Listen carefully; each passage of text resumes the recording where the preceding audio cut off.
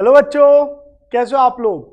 हाँ तो बालको, मैं आपका अपना अभय भाई आप लोगों का फिर से स्वागत करता हूं आप लोगों के अपने YouTube channel AR tutors point पर। तो आज है हमारा डे 6 ऑफ लक्ष्य बैच, जहां पे हम यू कांट डू इट को चेंज कर रहे हैं with you can do it से। तो बच्चों, आज हम जो चैप्टर करने वाले हैं वो है डिसोल्यूशन चैप्टर, और डिसोल्यूशन के बिल्कुल बेसिक से जाएंगे। और ये बहुत इंपॉर्टेंट मैंने नोट्स बनाए हैं, इन नोट्स को बड़े ध्यान से समझना, पढ़ना और इन्हें नोट डाउन भी कर लेना अपनी नोटबुक में। ठीक है, ये नोट्स आपकी बहुत ज्यादा हेल्प करेंगे डिसोल्यूशन चैप्टर को समझने में, और पूरा चैप्टर सिंप्लीफाई करके दे देंगे आपको। ठीक है, तो चलिए स्टार्ट करते हैं आज की क्लास। और डिसोल्यूशन चैप्टर में कंसेप्ट समझते हैं कि डिसोल्यूशन का मतलब क्या है, क्या क्या चीजें रहती हैं। तो according to section 39 of the partnership act 1932, the dissolution of the partnership between all the partners of a firm is called the dissolution of the firm. यानी कि सिंपली जब सभी पार्टनर्स अपना काम धंधा बंद करके जा रहे होते हैं अपने घर की तरफ, तो उसे हम डिसोल्यूशन कहते हैं। कि वो कह रहे हैं भाई अब हम नहीं करना चाहते बिजनेस, अब मैं तेरे साथ काम नहीं करना चाहता। ए ने बी और सी को कहा, बी ने भी कहा और सी ने भी कहा, तीनों ने एक दूसरे को कहा कि यार अब हमें पार्टनरशिप करने का और मन नहीं है और हम ये काम को कर रहे हैं बंद। तो वो डिसोल्यूशन है, सिंपल सी बात। अब डिसोल्यूशन की जब हम बात करते हैं, यहाँ पे दो चीजें डिसोल्यूशन में आती हैं, डिसोल्यूशन ऑफ पार्टनरशिप और डिसोल्यूशन ऑफ फर्म। ये चीज हमने पहले भी डिस्कस करी थी, एक बार दोबारा से डिस्कस कर लेते जल्दी से। तो डिसोल्यूशन ऑफ पार्टनरशिप का क्या मतलब है? It means the breaking of relationship between some of the partners. ध्यान देना, इसका क्या मतलब है।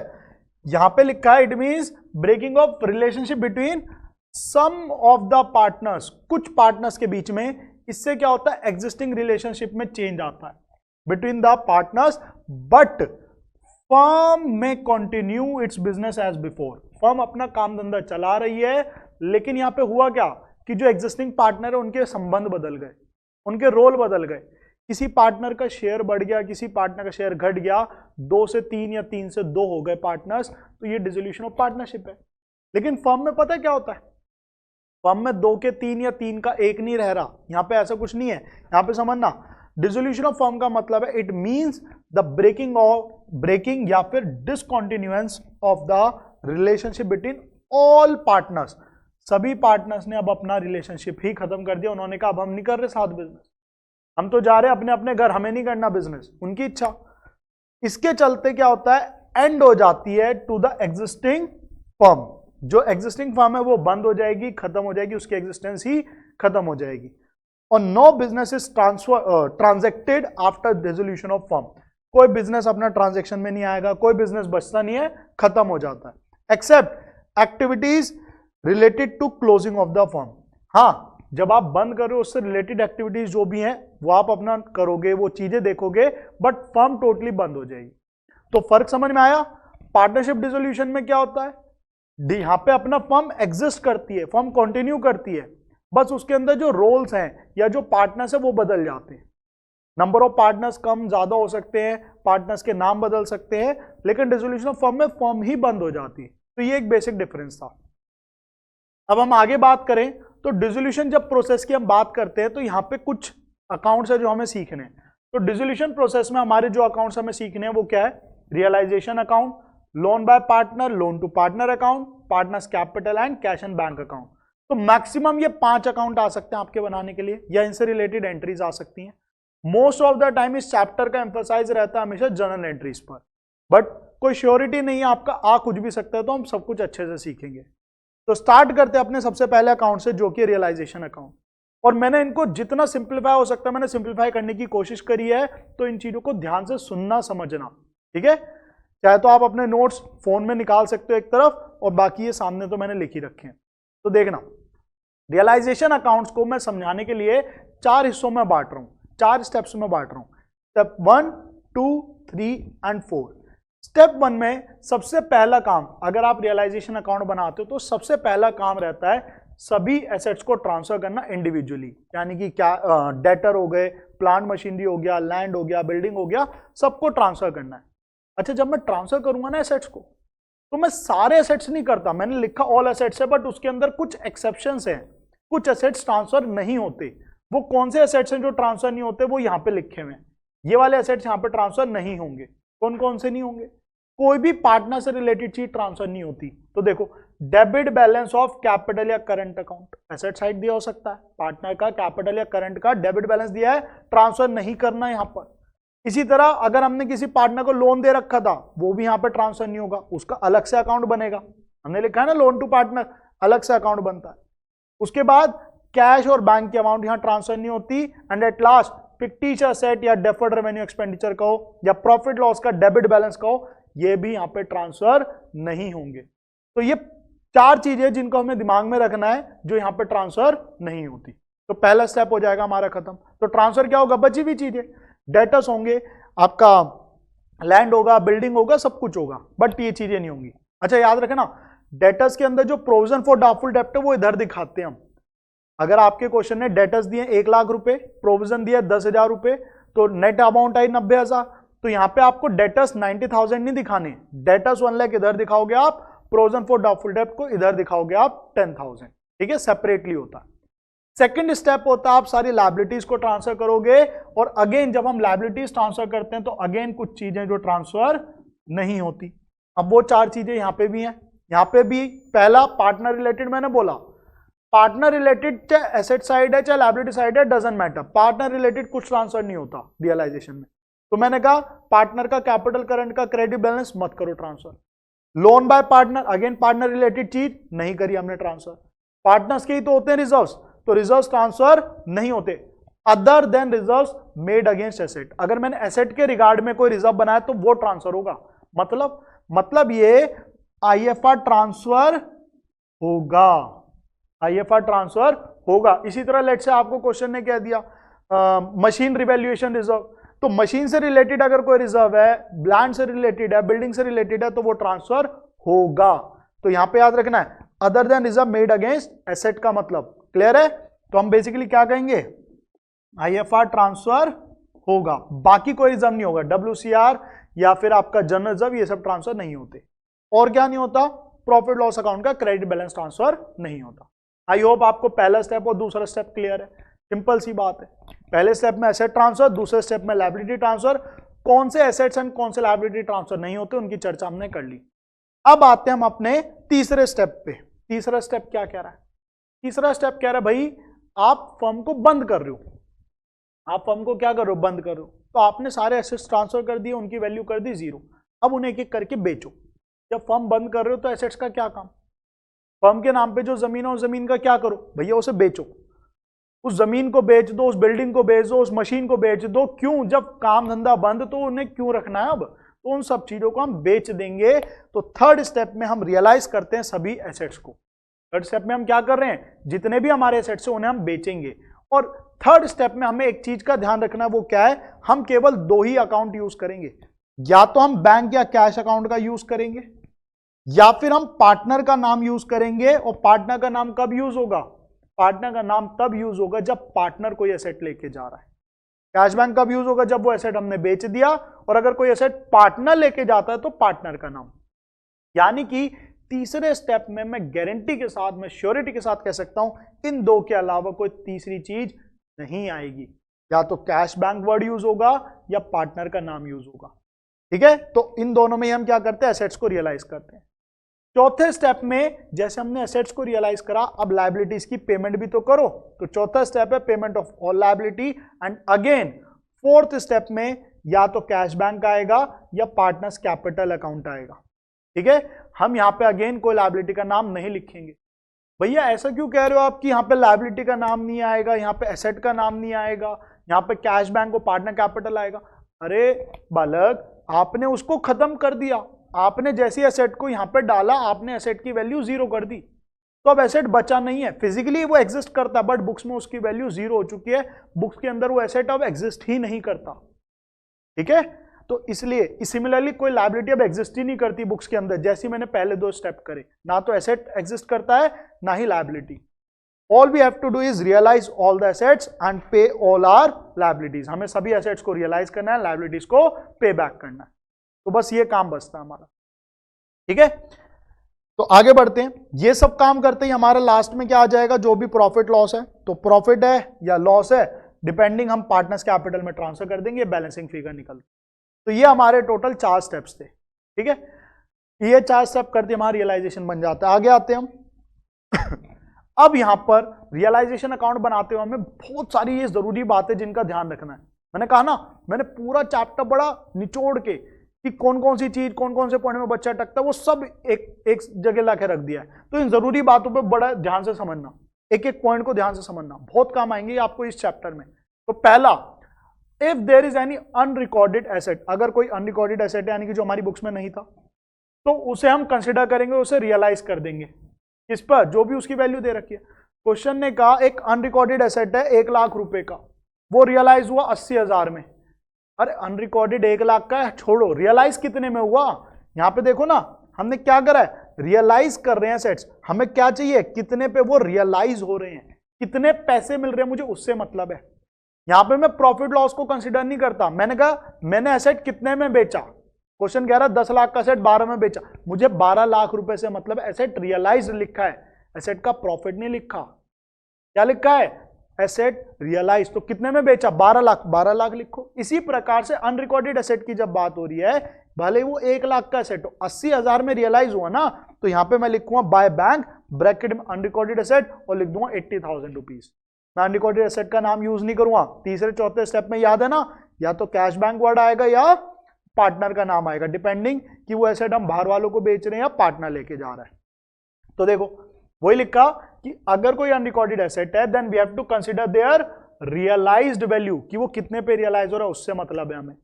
इसी तरह से अगर कोई अनरिकॉर्डेड लायबिलिटी है देन अगेन हमें उसकी सेटल्ड वैल्यू से मतलब है, यानी कि वो कितने में सेटल हुई है।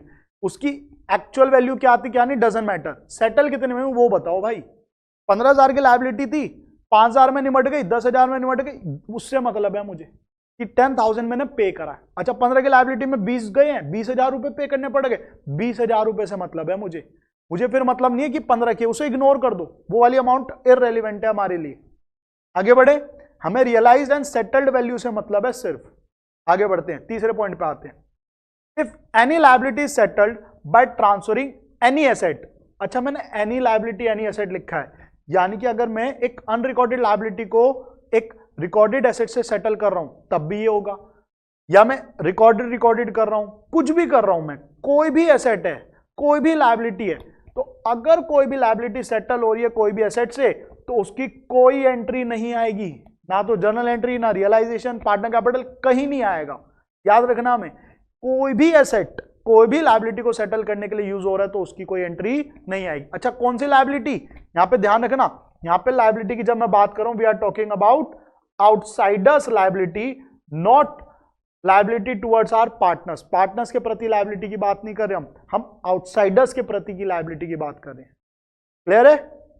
आगे बढ़े चौथे पॉइंट पे।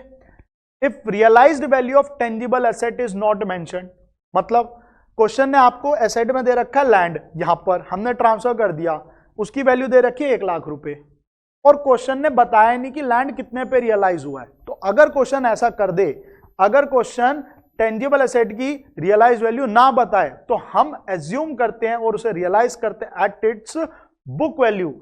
यानी कि अगर क्वेश्चन ने कहा लैंड 1 लाख रुपए की है और उसके बारे में क्वेश्चन कुछ बोलता नहीं है, तो हम यहां पे दिखाएंगे बाय बैंक, लैंड लिखेंगे ब्रैकेट में और 1 लाख रुपए, यानी कि हम उसे 1 लाख रुपए पे खुद से रियलाइज कर देंगे अगर क्वेश्चन साइलेंट है। एंड अगर क्वेश्चन साइलेंट है अबाउट इनटेंजिबल एसेट, तो उसकी वैल्यू हम रियलाइज नहीं करते, इट इज नॉट रियलाइज, उसकी वैल्यू हम 0 मान लेते हैं। हम उसे बुक वैल्यू पे रियलाइज नहीं करते, उसकी वैल्यू क्या मान लेंगे हम, 0, उसे हम रियलाइज नहीं करेंगे। आगे बढ़ते हैं। इसी प्रकार से अगर कोई लायबिलिटी के बारे में क्वेश्चन मेंशन नहीं करता है तो उसे भी रियलाइज किया जाता है किस पे, book value. Let's say question ने कहा एम्प्लॉय प्रोविडेंट फंड है भाई 50,000 का, और उसके बारे में नीचे क्वेश्चन ने कुछ नहीं कहा, तो अगेन ईपीएफ भी रियलाइज होगा कितने पे, 50,000 रुपए पे। क्लियर है? पूरी वैल्यू पे हमें उसे भी रियलाइज करना है।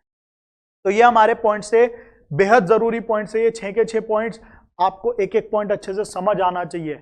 अगर कोई डाउट रहता है कि कोई पॉइंट मुझे दोबारा समझना है, कोई चीज में दिक्कत है, तो टेलीग्राम ग्रुप पे आप जरूर पूछना, ठीक है बालको। एंड बहुत अच्छी बात है आप लोग डेडिकेशन के साथ ये सारी वीडियोस देख रहे हैं, तो इन्हें अच्छे से करो, क्वेश्चंस को प्रैक्टिस करते रहो। आगे बढ़ते हैं। देखो अब हम एंट्रीज पे आते हैं अपनी रियलाइजेशन की। तो रियलाइजेशन की एंट्रीज भी बड़ी सिंपल है, जैसे हमने कल करा था ना क्वेश्चन, वहां पे हमने एंट्रीज करी थी, बड़ी सिंपल है। अच्छा, पहला स्टेप हमने क्या करा, सभी एसेट्स को ट्रांसफर करा, किधर की तरफ, डेबिट की तरफ। तो पहली entry realisation debit to assets कर दो। अब यहाँ पे मैंने दोबारा लिखा, जो एसेट वहां ट्रांसफर नहीं होते उनकी एंट्री यहाँ पे भी नहीं आएगी। तो एंट्री कैसे होगी, realisation account debit to land account to building account to machinery account. इस तरह से मैं सारी एंट्रीज करूँ। दूसरे स्टेप में हमने क्या करा था, हमने सारी लायबिलिटीज को ट्रांसफर करा इंडिविजुअली। तो किधर की तरफ, क्रेडिट की तरफ। तो यहां पे भी क्या हुआ, creditors account debit, employ provident fund account debit, provision for doubtful डेब्ट account debit to realisation account. हो गई एंट्री सिंपल सी। अच्छा, तीसरी एंट्री क्या थी, एसेट्स को बेचना, मतलब तीसरा स्टेप क्या था, एसेट्स को रियलाइज करना, उन्हें बेचना। तो फॉर रियलाइजेशन यानी कि sale of assets, whether recorded हो या अनरिकॉर्डेड हो, कुछ भी हो, तो उनकी एक एंट्री क्या, कैश या बैंक या पार्टनर कैपिटल टू रियलाइजेशन। अब यहां पे मैंने एसेट का नाम नहीं लिखना, अभी हमने बात तो करी तीसरे चौथे एसेट में एसेट या लायबिलिटी का नाम नहीं आता है, या तो कैश बैंक या पार्टनर कैपिटल। और क्योंकि मैं एसेट बेच रहा हूं तो पैसा आ रहा है, तो पैसा आ रहा है तो कैश बैंक डेबिट। अगर पार्टनर लेके जा रहा है तो उसकी कैपिटल रिड्यूस हो जाएगी, इसलिए पार्टनर को भी डेबिट। और रियलाइजेशन में पैसे आ रहे हैं, नॉमिनल अकाउंट है, तो ये क्रेडिट हो गया। क्या लिखा है यहाँ पे कि जो हमने एसेट बेचा कैश में या जो पार्टनर ले गया वो आ जाएगा। ठीक है, इसी तरह अगर मैं कोई लायबिलिटी की रियलाइज, मतलब लायबिलिटी को सेटल करता हूं तो उसकी एंट्री इसका बिल्कुल उल्टा हो जाएगा। Entry will be realisation debit to cash bank and to partners capital account. जहां पे मैं लायबिलिटीज की पेमेंट करूं कैश में या पार्टनर लेके जा रहा है, जो भी एग्रीड वैल्यू है उस पर। एट द एंड जब मैं ये चारों स्टेप कर लूंगा तो प्रॉफिट लॉस बांटना रहेगा। तो अगर प्रॉफिट है तो पार्टनर्स का फायदा, इसलिए पार्टनर क्रेडिट, लॉस है तो पार्टनर्स का नुकसान, तो पार्टनर्स डेबिट। तो ये थे हमारी सारी एंट्रीज फॉर रियलाइजेशन अकाउंट। अब यहाँ पे भी छोटे छोटे कुछ कंसेप्ट्स हैं, छोटी छोटी चीजें हैं, तो उन कंसेप्ट्स को, उन चीजों को भी एक बार थोड़ा सम अप करते हैं, उन्हें भी देखते हैं। और ये जरूरी बात है, मैं फिर से बोल रहा हूं, इन्हें अच्छे से जहन में रख लेना, इन्हें भूलना मत। ये वाले पॉइंट्स है ना, यही पॉइंट्स है जो आपकी नैया पार कराएंगे, नैया डुबा देंगे अगर याद नहीं रहे तो। बच्चा क्या कर रहा है, अनरिकॉर्डेड वाली चीज भूल गया। बच्चे ने क्या करा, एसेट लायबिलिटी सेटल होता वो भूल ही गया, उसकी भी एंट्री करके अरे भाई नो एंट्री है, नो एंट्री है, और लिख के आना है कि no entry will be pass for this particular transaction. कहीं आप बस ब्लैंक छोड़ाओ, ब्लैंक छोड़ोगे मार्क्स नहीं मिलते, आपको लिख के आना पड़ेगा no entry will be pass as we are settling our liability via asset. इतना बड़ा नहीं भी लिखोगे, सिंपली नो एंट्री लिख दोगे तब भी मार्क्स मिल जाएंगे। ठीक है, आगे बढ़ते हैं। तो आगे अब हमारा कंसेप्ट आता है रिजर्व्स या एक्यूमुलेटेड प्रॉफिट्स एंड लॉसेस की ट्रीटमेंट।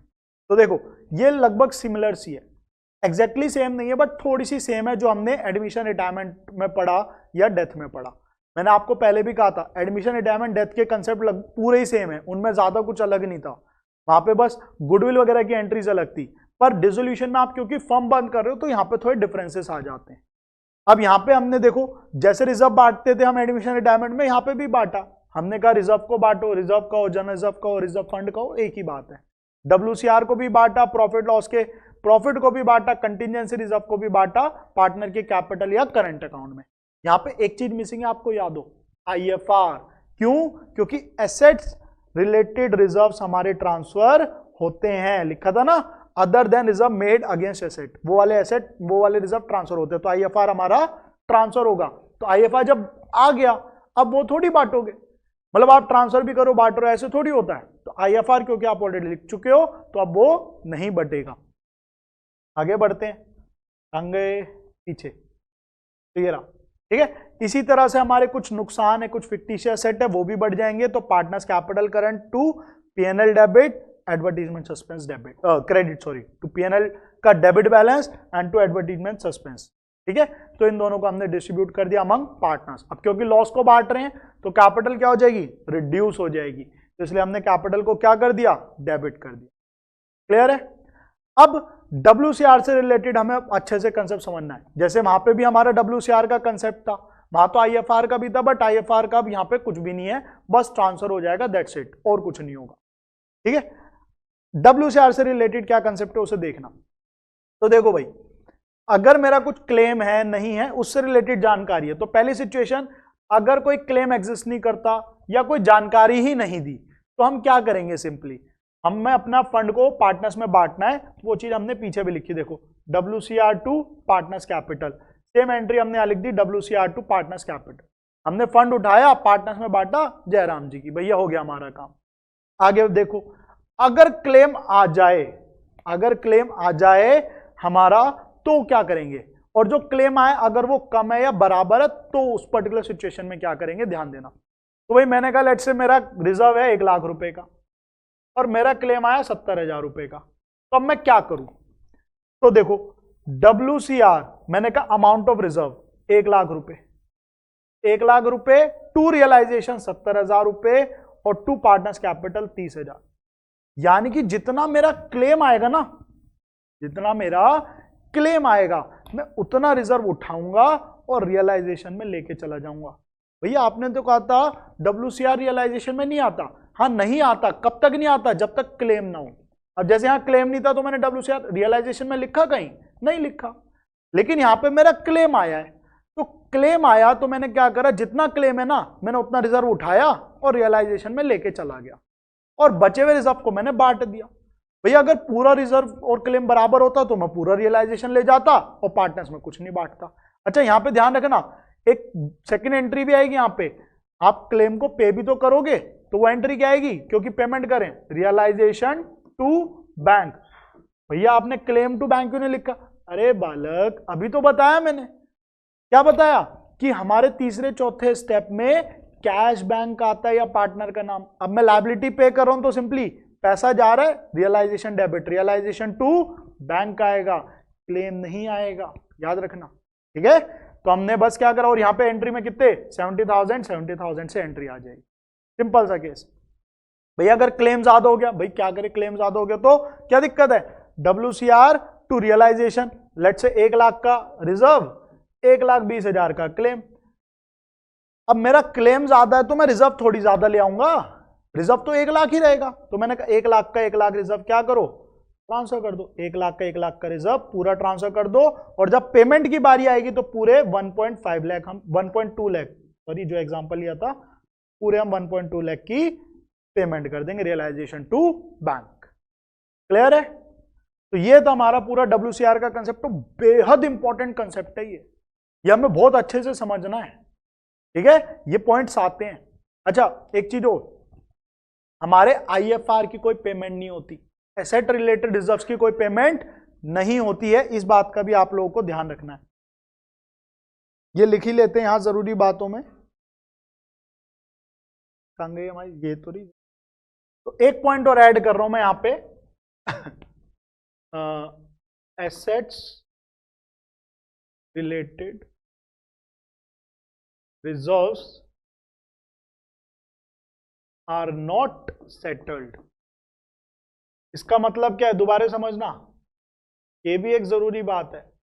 इसका मतलब यह है जो हमने, अच्छा यहां नीचे लिखा तो है PFDD IFR या other related other reserves are not settled, ये लिखा है नीचे, सॉरी ये वाला मैं आपको बताना भूल गया, नीचे लिखा है।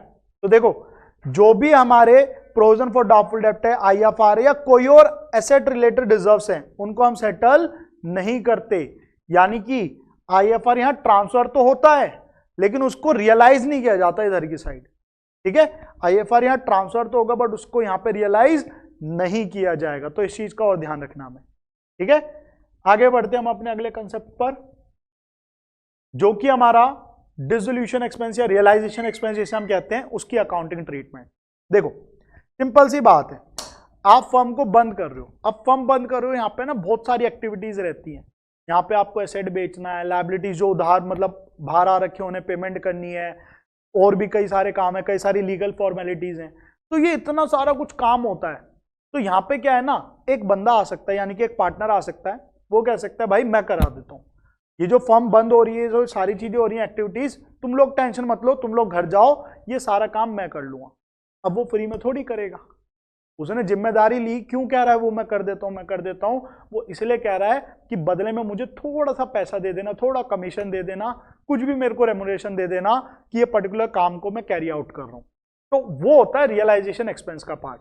रियलाइजेशन एक्सपेंस समझ गए। यहां पे क्या हो रहा है, बेसिकली जब आप फर्म बंद करते हो तो उस रिलेटेड हमारे कुछ लीगल खर्चे होते हैं, उन्हें हम रियलाइजेशन एक्सपेंस कहते हैं। अपार्ट फ्रॉम दिस एक पार्टनर भी यहां पे रेम्युनरेशन मांग सकता है। रियलाइजेशन एक्सपेंस तो वो हो गए, और पार्टनर ने भी रेम्युनरेशन मांगी, तो पार्टनर यहां पे अब अलग अलग सिचुएशन क्रिएट करता है। वो सिचुएशंस क्या उन्हें समझते हैं। तो पहली सिचुएशन, कि जो रियलाइजेशन का खर्चा है वो झेल और पे फर्म कर रही है। फर्म ने कहा टेंशन मतलब मैं अपने आप देख लूंगी, मैं ही झेल रही हूं और मैं ही पे कर रही हूं। तो फर्म ने झेला, फर्म ने पे करा, फर्म ने झेला तो रियलाइजेशन अकाउंट डेबिट। कोई भी खर्चा हम कहां डाल रहे हैं चैप्टर में, रियलाइजेशन में डाल रहे हैं ना। तो फर्म ने झेला रियलाइजेशन डेबिट और फर्म ने ही पे करा तो कैश बैंक क्रेडिट, हो गया काम। फर्म ने झेला रियलाइजेशन डेबिट, फर्म ने पे करा कैश बैंक डेबिट। अगला, फर्म ने झेला बट पार्टनर ने पे करा। फर्म ने झेला बट पार्टनर ने पे करा। झेला किसने? फर्म ने। फर्म ने झेला रियलाइजेशन को डेबिट, पे किसने करा? पार्टनर ने, तो पार्टनर क्रेडिट। हमें यही तो सोचना है, झेले में जो झेल रहा है उसका नाम, जो पे कर रहा है उसका नाम। फर्म करती है तो कैश बैंक आ गया पे एंड रियलाइजेशन डेबिट हो गया। ठीक है, यानी कि paid by partner on behalf of firm. इसका मतलब यह था कि पार्टनर ने फर्म के बिहाफ पे करा है। ठीक है, अगला, borne by partner but paid by firm, कि पार्टनर झेलेगा बट फर्म पे कर रही है, यानी कि paid by firm on behalf of partner, यानी कि इसका ऊपर का बिल्कुल उल्टा। अब देखो, बोन बाय पार्टनर, झेल कौन रहा है? पार्टनर। तो पार्टनर झेल रहा है तो पार्टनर को डेबिट, जो झेलता है वो डेबिट होता है। अभी फर्म झेल रही थी तो फर्म डेबिट हो रही थी और फर्म को हम डेबिट कर रहे थे रियलाइजेशन के नाम से।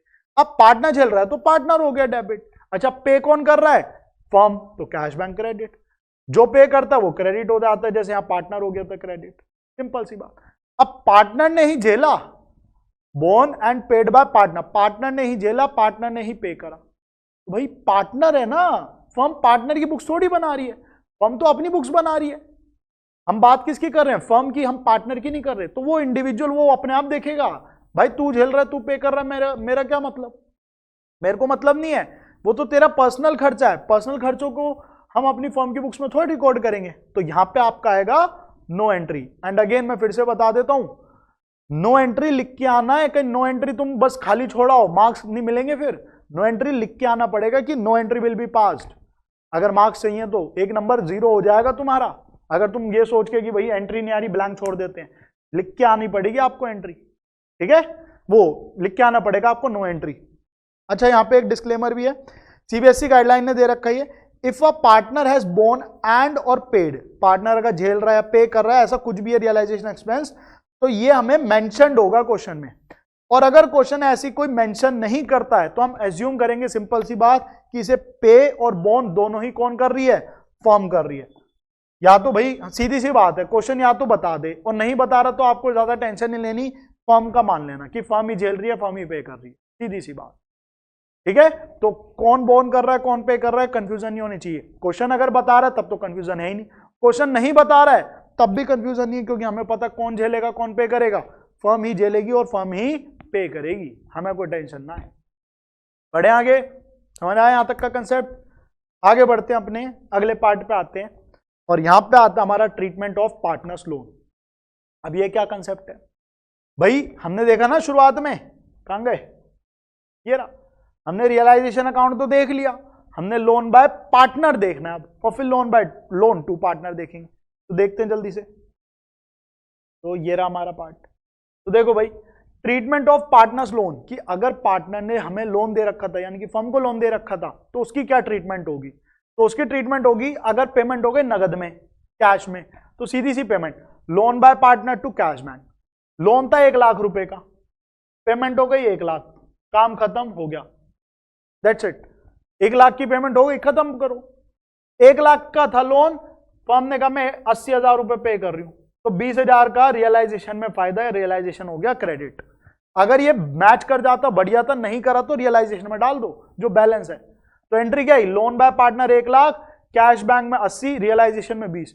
भैया आपने तो कहा था रियलाइजेशन में लोन बाय पार्टनर नहीं आएगा, मैं अब भी वही कह रहा हूं, लोन बाय पार्टनर थोड़ी आ रहा है। अरे पार्टनर को लोन कम पे करा तो वो फायदा आ रहा है, पार्टनर लोन थोड़ी ट्रांसफर कर रहे हैं हम, हमने पार्टनर के लोन से रिलेटेड फायदे को ट्रांसफर करना है। यार 1 लाख का लोन है, उसका मैं 80 में निपटा रहा हूं, तो 20 का फायदा नहीं हो गया? तो फायदे को रिकॉर्ड करो। यार 1 लाख का लोन है, मैंने 1 लाख 10 पे करे, ज्यादा पे करने पड़ गए, अब 10 का नुकसान है तो उसे भी तो दिखाओगे। तो ये चीज लिखी है, बुक वैल्यू अमाउंट पेड, अगर लॉस है और गेन है तो उसके अकॉर्डिंगली रियलाइजेशन डेबिट या क्रेडिट हो जाएगा। ऑब्वियसली लॉस में डेबिट, गेन में क्रेडिट हो जाएगा, सिंपल सी बात। और अगर हम पेमेंट कर रहे हैं एसेट ट्रांसफर करके, तो ये मत सोचना कि एसेट ट्रांसफर करो तो एंट्री नहीं आएगी, क्योंकि मैंने आपको क्या कहा था, मैंने आपको कहा था अगर एक एसेट एक लायबिलिटी को दे दिया जाए, आउटसाइडर लायबिलिटी को दे दी जाए, तो नो एंट्री आती है। यहां पे हम एसेट आउटसाइडर लायबिलिटी को थोड़ी दे रहे हैं, अरे ये तो पार्टनर लोन है, ये तो अपना घर का बंदा है। तो देखो एंट्री क्या लिखी, loan by partner to realisation, जितना अमाउंट है, जो भी अमाउंट है, paid by transfer of asset, अगर हमने कुछ भी करा है, जितना भी हम पे करें, अगर कुछ कैश भी पे कर रहे हैं तो टू कैश भी आ जाएगा, अदरवाइज सिंपल सी entry loan by partner to realisation. और यहां पे भी हमारा प्रॉफिट लॉस हो सकता है, तो वो इसी में एडजस्ट हो जाएगा। क्लियर है? तो ये था हमारा लोन बाय पार्टनर, मतलब loan by partner to firm. अब इसका उल्टा अगला क्या है, loan to partner by firm. अगर पार्टनर को लोन फर्म ने दे रखा है तो अब क्या होगा, अगर पार्टनर को फर्म ने लोन दे रखा है तो देखना, if payment is received in cash, भैया उसने कहा लो भाई पैसे पकड़ो, मैंने लोन लिया था उसके पैसे पकड़ो, तो पैसे पकड़ लिए हमने कैश डेबिट, और लोन टू पार्टनर यहां पे कि भाई 1 लाख का लोन है, उसने हमें दे दिया 1 लाख, तो बहुत अच्छी बात। अगर 1 लाख में कम दिए 90 दिए तो 10 का घाटा। नॉर्मली फायदे वाला यहां पे केस आता नहीं है, आ गया तो आप अकॉर्डिंगली रियलाइजेशन को क्रेडिट कर देना। ठीक है, तो ये हो गई सिंपल। अच्छा ये तो लिख ही रहने देते हैं। आगे अगर क्वेश्चन साइलेंट है, अगर क्वेश्चन ये कहता है, मतलब क्वेश्चन कुछ कहता ही नहीं कि भाई जो पार्टनर है उसने पे करा नहीं करा, कुछ नहीं कह रहा, तो यहां पे हम उसका जो लोन अकाउंट है वो ट्रांसफर कर देंगे कहां पर, कैपिटल अकाउंट में। तो जो भी बुक वैल्यू होगी लोन की वो ट्रांसफर हो जाएगी कहां पर, पार्टनर्स कैपिटल अकाउंट। ये चीज आपको ध्यान रखनी है, ये आपका इंपॉर्टेंट पॉइंट हो जाता है। ठीक है, अगर एसेट साइड में आपको लिखा है बी का लोन है और क्वेश्चन ने और कुछ नहीं जानकारी दी, तो वो बी का लोन ट्रांसफर हो जाएगा बी के कैपिटल अकाउंट में, और उसकी कैपिटल हम रिड्यूस कर देंगे। देखो ना, कैपिटल को हमने डेबिट करा है, तो डेबिट कर रहे हैं यानी कि हम उसकी कैपिटल को रिड्यूस कर रहे हैं। तो ये हमारा ओवरऑल कंसेप्ट था डिसोल्यूशन चैप्टर का। इससे रिलेटेड क्वेश्चंस आपको मिल जाएंगे, तो अपना वो चीज अच्छे से प्रैक्टिस करना, एक एक क्वेश्चन को ध्यान से करके देखना। ठीक है, और इससे रिलेटेड अच्छे क्वेश्चंस की अगर मैं बात ही कर रहा हूं तो आप टीएस ग्रेवाल बुक से इलस्ट्रेशन जरूर कर लेना, वहां पे बहुत सारी अच्छी अच्छी एंट्रीज दे रखी है। एक क्वेश्चन मैं भी आपको करा रहा हूं आज ही की क्लास में, और वो है सीबीएसई 2023-24 के सैंपल पेपर का। ठीक है, तो वो क्वेश्चन और कर लेते हैं हम, और फिर आज की क्लास ओवर करेंगे। ठीक है, तो देखो भाई हमारा क्वेश्चन क्या कह रहा है, सन एंड किरण आर पार्टनर्स और उनके प्रॉफिट लॉसेस इक्वली हैं। उन्होंने डिसाइड किया कि अपनी फर्म बंद कर देते हैं। उसके बाद कहता है question, assets and liabilities have been transferred to realisation account. Assets and liabilities have been transferred to realisation account, यानी कि पहला स्टेप और दूसरा स्टेप ये कर चुके हैं, उसमें हमें कोई अकल ही नहीं दौड़ानी। पहला स्टेप भी कर लिया और दूसरा स्टेप भी कर लिया, चलो थैंक यू जी। Pass necessary journal entries for the following, यानी कि अब हमें इन चीजों के लिए एंट्रीज पास करनी है। ठीक है, कर देंगे। तो पहला ए पॉइंट की एंट्री करते हैं, देखते हैं क्या कह रहा है। All partners are agreed that the process of realisation at the time of dissolution will be accomplished by son. मैंने कहा था ना कि जब डिसोल्यूशन होता है तो एक पार्टनर जिम्मेदारी ले सकता है, तो यहां पे जिम्मेदारी ली सन ने, for which he will be paid 10,000। और उसने कहा भाई मैं ऐसे फ्री में काम नहीं कर रहा, मुझे तो पैसे चाहिए। ठीक है भाई, 10,000 रुपए ले लियो। आगे, along with the amount of expense which amounted to 2% total value realise from assets. ये काफी इंपॉर्टेंट बात हुई, 2% of total value realise from assets on dissolution. उसने कहा सन ने कि भाई मैं 10,000 रुपए तो लूंगा ही लूंगा। हमने कहा ठीक है 10,000 रुपए तू ले ले। उसने कहा भाई 10,000 के साथ साथ है ना, जो भी एसेट रियलाइज हो रहे हैं उनका 2% कमीशन और लूंगा मैं, यानी कि total payment 10,000 plus 2% of asset realise भी तो ले रहा है वो। ठीक है, अब यहां क्वेश्चन बता रहा है एसेट रियलाइज कितने में हुए, तो some assets were sold for cash at a cumulative value of 12 lakh, यानी कि कुछ एसेट्स हमने 12 लाख में बेचे और बचे हुए अपना क्रेडिटर्स ले गए 3 लाख रुपए में। तो ओवरऑल अगर मैं बात करूं तो एसेट जो रियलाइज हो वो कितने के हुए, 15 लाख रुपए के, 12 लाख और 3 लाख। तो देखो भाई गणित करते हैं, हमने कहा 10,000 रुपए तो देने ही देने, ये तो फिक्स है, प्लस हमें 2% और देना है किसका, जो टोटल रियलाइज वैल्यू, और रियलाइज वैल्यू कितनी आई 15 लाख रुपए। तो 15 लाख का 2% कितना हो जाएगा 30,000 रुपए, 30 प्लस 10 कितना आ गया 40,000 रुपए। अब यहां पे एंट्री क्या आएगी, तो सिंपल सी एंट्री, मैंने क्या कहा यहां पे क्या हो रहा है, फर्म पे कर रही है, फर्म पे कर रही है तो टू कैश या बैंक, कुछ भी लिख सकते हैं, बैंक लिख देता हूं चलो। और पे किसको कर रही है? सन को, तो son's capital account to bank account कितने से? 40,000। हो गई, हो गई। था कुछ इसमें? 4 नंबर का क्वेश्चन है, 1 नंबर मिल भी गया मुझे। नरेशन लिख देना कि भाई being dissolution remuneration paid to son, कि भैया सन को हमने रेमुनरेशन पे करी है, खत्म बात। आगे बढ़ते हैं, अगले पे आते हैं। डेफर्ड एडवर्टीजमेंट एक्सपेंडिचर हमारी बुक्स में आ रखा 28,000। आपको याद हो अभी तो हम चर्चा करके आए, हमारे जितने भी ये बैलेंस शीट आइटम्स है बढ़ते तो हैं। ये वाला फिक्टिशियस एसेट हो गया, हमारा लॉस हो गया, इस लॉस को बांट दो, तो लॉस को बांटोगे तो पार्टनर्स क्या हो जाएंगे? डेबिट की क्रेडिट। लॉस से होता है नुकसान, तो पार्टनर्स की कैपिटल होती है कम, तो पार्टनर्स की कैपिटल कम हो रही है तो पार्टनर्स हो जाएंगे डेबिट। तो एंट्री आएगी बी पार्ट में, अरे भाई बी पार्ट में एंट्री आएगी सन्स कैपिटल, किरण's capital to advertisement suspense. Advertisement suspense की अमाउंट है 28,000 और इक्वल है ये, तो 14,000, 14,000, 28,000। सी पार्ट पे आते हैं। सी पार्ट क्या कह रहा है? Out of stock of 1,20,000, total stock है 1,20,000 रुपए का। किरण जो कि पार्टनर है वो 1/3 स्टॉक लेके जा रही है 25% डिस्काउंट पर, and 50% of remaining stock was taken over by, वो टुक ओवर बाय क्रेडिटर 30,000, ठीक है, in full settlement of his claim, okay. और बचे हुए स्टॉक को रियलाइज कर दिया गया 25,000 रुपए में। तो यहां पर सी पार्ट के अंदर 3 एंट्री आएंगी, एक नहीं आएगी। यहां पे अलग अलग चीजों की बात हुई। क्वेश्चन ने कहा 1,20,000 का टोटल स्टॉक है जिसमें से 1/3 स्टॉक किरण लेके जा रही है। अच्छा, मैंने क्या कहा था? मैंने कहा था रियलाइज वैल्यू से मतलब है, मुझे ना तो प्रॉफिट से मतलब है ना लॉस से, नफा नुकसान से हमें कोई मतलब नहीं, हमें रियलाइज वैल्यू से मतलब है। किरण 1/3 स्टॉक 25% डिस्काउंट पे लेके जा रही है, तो 1/3 कितना हो गया भाई? देखो इसके लिए सेपरेट पेज ही ले लेते हैं, सी के लिए। तो कहां गए हम? ये रहे 1,20,000 है, 1,20,000 के 3 हिस्से मैंने कर दिए। 1,20,000 में 1/3 कितना आया? 40,000। 40,000 का सामान वो 25% नुकसान पे, 25% निकालना हमने सीख रखा है, 25% मतलब 1/4, तो 10,000 रुपए माइनस कर दो, तो किरण कितने में लेके जा रही है? 30,000 रुपए में। 30,000 रुपए में ये स्टॉक कौन ले गया? किरण ले गई, ठीक है। आगे क्वेश्चन ने क्या कहा?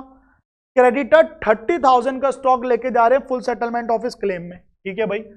30,000 का स्टॉक कौन ले गए? क्रेडिटर्स ले गए, ओके जी। आगे क्वेश्चन ने क्या कहा? बचा हुआ स्टॉक 25,000 रुपए में रियलाइज हो गया, जो बचा हुआ स्टॉक है वो 25,000 में रियलाइज हो गया, यानी कि वो बैंक पैसे आ गए, सीधी सी बात।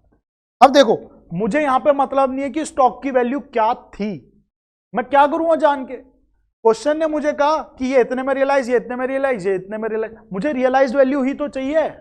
ट्रांसफर एंट्री तो हो रखी है, तो मुझे ट्रांसफर से को मतलब नहीं है, मुझे चाहिए क्या?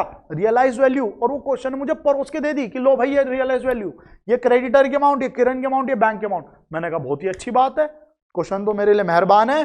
मैं अब इसको यूज करा और एंट्रीज करी। मैंने कहा पहली एंट्री सी पार्ट में, पहली एंट्री भाई किरण स्टॉक लेके जा रही है, स्टॉक का नाम नहीं आता, स्टॉक रियलाइज होना फायदा कि नुकसान? स्टॉक रियलाइज होना हमारे लिए फायदा, तो किरण डेबिट हो जाएगी, किरण's कैपिटल टू रियलाइजेशन अकाउंट, कितना? 30,000 रुपए। उसके बाद मैंने कहा 30,000 रुपए का स्टॉक क्रेडिटर्स ले गए, भैया क्रेडिटर्स ले गए, लिख के दिखाऊंगा मैं, नो एंट्री, ठीक है। स्टेटमेंट भी लिख सकते हो, no entry will be pass for creditors taken over stock, जो क्रेडिटर स्टॉक लेके जा रहे हैं उसकी कोई एंट्री नहीं आएगी। अगला 25,000 का हमने खुद बेच दिया, तो खुद बेच दिया, अगेन फायदा हो रहा है और पैसा आ रहा है, तो बैंक डेबिट टू रियलाइजेशन 25,000। मैं इस पहली एंट्री और ये जो लास्ट में करी है मैं इन्हें मर्ज भी कर सकता था, बट अभी मैंने सेपरेट कर दी ताकि आप और अच्छे से समझ पाओ। तो ये 3 एंट्रीज आ गई, एक बार देख लो आप लोग। पहले में क्या हुआ? किरण कैपिटल टू रियलाइजेशन, क्योंकि किरण 30,000 में लेके जा रही है स्टॉक। दूसरी के लिए मैंने लिखा भाई no entry will be passed, क्योंकि यहां पे कोई एक एसेट एक लायबिलिटी से सेटल हो रहा है, हमने जरूरी बातों में पढ़ा, उसकी कोई एंट्री नहीं आती। और तीसरा हमारा 25,000 में क्या हो रहा है? रियलाइज हो रहा है और वो अपना नॉर्मली हमने बेच दिया, तो बैंक टू रियलाइजेशन 25,000। क्लियर है? तो ये था। अच्छा लास्ट बचा अब हमारा बस एन आउटस्टैंडिंग बिल है रिपेयर्स का और रिन्यूअल का 3000 का, वो settled through an unrecorded asset. एक एसेट देके सेटल कर दिया, भैया एंट्री नहीं आएगी, बहुत ही बढ़िया। एसेट की वैल्यू है 10,000 और बैलेंस हो गया कैश में सेटल। देखो भाई अब ये अच्छा पॉइंट है, यहां पे क्या कही मैंने, कहा एक एसेट लायबिलिटी अगर सेटल हो जाए उसकी एंट्री नहीं आती। तो यहां पे एक लायबिलिटी थी 3000 रुपए की, उसे मैंने अपना एसेट दिया 10,000 रुपए का। एक बंदा आया, वो कहता भैया मेरे 3000 रुपए दे दो, मैंने उसे कहा ये 10,000 रुपए का सामान ले जा, वो हो गया खुश। मैंने कहा अरे इतना खुश मत हो, 3000 रुपए का तेरा एसेट हो गया, अब ये एसेट पकड़ो मुझे 7,000 रुपए दे। क्वेश्चन ने कहा, क्वेश्चन भगवान है, मैं अपनी अकल नहीं दौड़ा रहा, अपनी अकल दौड़ानी नहीं, हमें क्वेश्चन की सुननी है। क्वेश्चन ने क्या कहा, balance being settled in cash. Question ने कहा बचा हुआ कैश में सेटल हो रहा है, तो 3000 की लायबिलिटी को 10 का एसेट दोगे तो यहां पैसा मिलेगा या दोगे, पैसा मिलेगा, तो 7,000 रुपए हमें नगद मिल गए, वो एंट्री आएगी। ध्यान से सुनना, एक व्यक्ति है उसे हमें 3000 रुपए देने थे, हमने उसे 10,000 का एसेट दे दिया, तो हम उसके देनदार थोड़ी बन गए, अब तो उससे लेनदार बन गए कि भाई मुझे 7,000 रुपए दो, 7,000 रुपए मुझे पे करो, तो मुझे 7,000 रुपए मिलेंगे। तो एंट्री क्या आएगी डी पार्ट में, कैश या बैंक टू रियलाइजेशन, कि भैया मेरा तो फायदा हो गया 7,000 रुपए का। तो लो जी भाई ये था हमारा। तो इसी प्रकार के क्वेश्चन आने के ज्यादातर चांस होते हैं डिसोल्यूशन में। अच्छे से कंसेप्ट बिल्डअप करोगे, जरूरी बातों वाला पेज तो बेहद इंपॉर्टेंट है, वो चीजें अच्छे से कर लोगे तो काम हो जाएगा। ठीक है, तो आज यहीं तक रखते हैं क्लास।